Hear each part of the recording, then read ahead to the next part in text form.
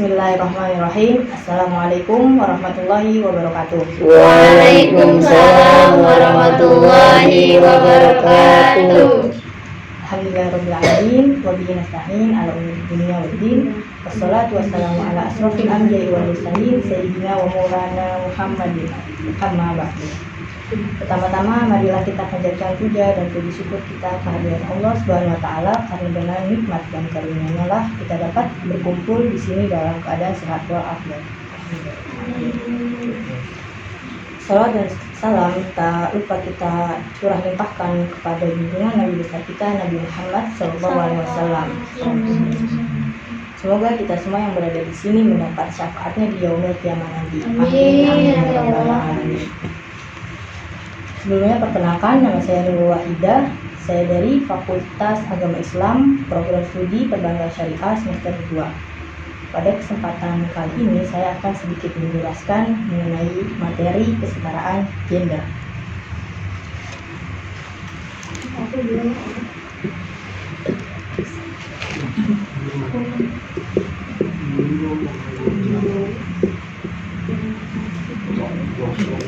Oke. Ketika kita membicarakan mengenai kesetaraan gender, maka kita membicarakan mengenai perempuan. Nah, di kalangan masyarakat itu ada perbedaan penyebutan antara perempuan dan wanita. Nah, di sini saya akan sedikit menjelaskan tentang perbedaan antara perempuan dan wanita.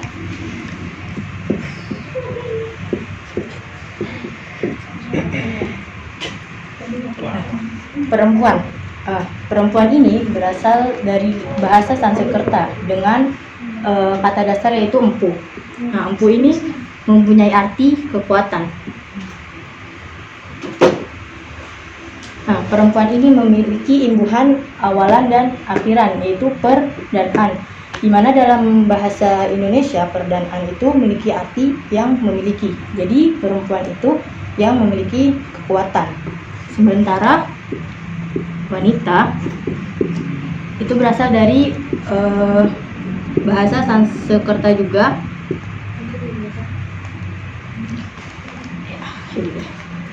itu dari kata wani dan ita yang artinya yang dinafsui. Sementara wanita dalam bahasa Jawa itu berasal dari kata wani dan tata, artinya yang diatur. Jadi ketika kita menyebut diri kita sebagai wanita, berarti kita hanya sebagai objek yang dinafsui dan sebagai seorang yang diatur. Tapi perempuan di sini memiliki arti yang lebih positif, yaitu yang memiliki kekuatan.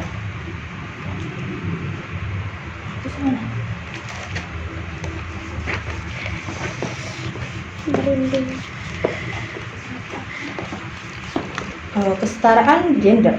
Kesetaraan yang kita bahas kali ini itu mengenai keadilan, bukan persamaan.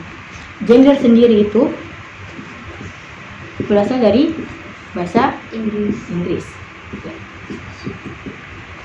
Artinya jenis kelamin. Ya, benar. Jenis kelamin.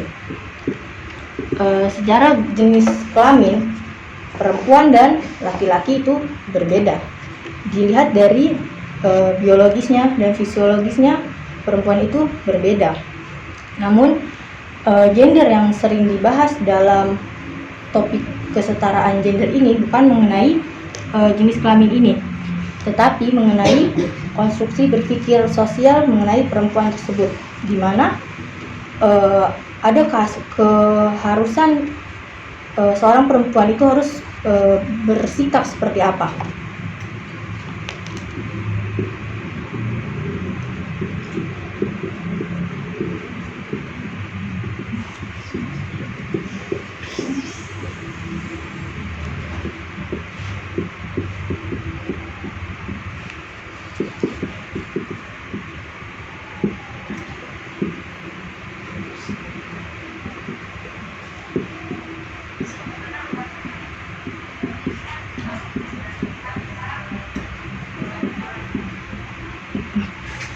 Nah, secara kasat mata mengenai kesetaraan gender, saat ini hak-hak perempuan itu secara tidak langsung sudah terpenuhi. Misalkan sekarang itu sudah banyak perempuan yang menempuh pendidikan yang tinggi, sudah banyak perempuan yang diperbolehkan untuk menempuh pendidikan yang tinggi, dan sudah banyak gitu perempuan-perempuan yang duduk di bangku pemerintahan, baik di bidang sosial, politik, ekonomi, dan lainnya. Namun masih ada segelintir perempuan yang tidak memiliki hak itu. Ada perempuan yang tidak memiliki hak untuk menempuh pendidikan. Padahal perempuan itu perlu untuk mendapatkan pendidikan yang tinggi juga. Tidak hanya seorang laki-laki. Karena perempuan itu merupakan gen penentu kecerdasan anak. Karena anak yang cerdas akan lahir dari perempuan yang cerdas pula.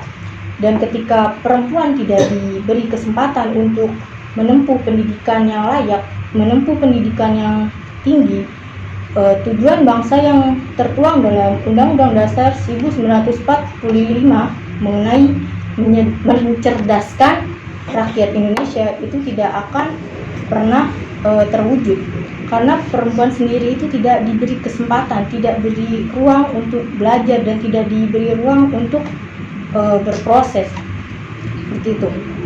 Dan memberikan kesempatan kepada perempuan untuk mendapatkan pendidikan yang lebih layak, mendapatkan pendidikan yang lebih tinggi, itu bisa menjadi solusi gitu. Solusi di mana bisa mengangkatkan derajat perempuan tersebut ketika perempuan tersebut bisa diberi kesempatan untuk menempuh pendidikan yang lebih tinggi. Dan dengan menempuh pendidikan yang lebih tinggi itu, perempuan juga bisa menuntaskan kemiskinan, mengurangi kemiskinan yang ada. Nah, dengan pendidikan tersebut juga membantu perempuan dalam mengambil keputusan. Dalam Islam pun dalam Islam pun perempuan dimuliakan gitu. Dalam Al-Quran pun Allah SWT tidak menyebutkan wahai laki-laki saja, tapi Allah juga menyebutkan wahai laki-laki dan perempuan. Jadi sebagai orang Islam sudah sepatutnya dan selayaknya kita juga menghormati perempuan dan memberi hak-hak yang sudah sepatutnya diberikan kepada perempuan itu sendiri.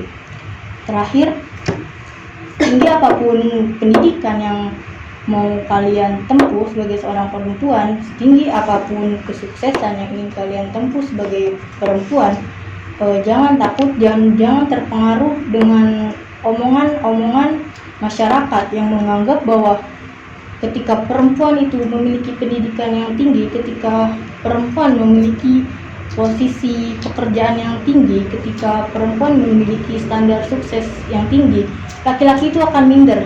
Nah, justru dengan perempuan memiliki pendidikan yang tinggi, memiliki standar sukses yang tinggi, dia pun akan dipertemukan dengan laki-laki yang berpendidikan tinggi pula.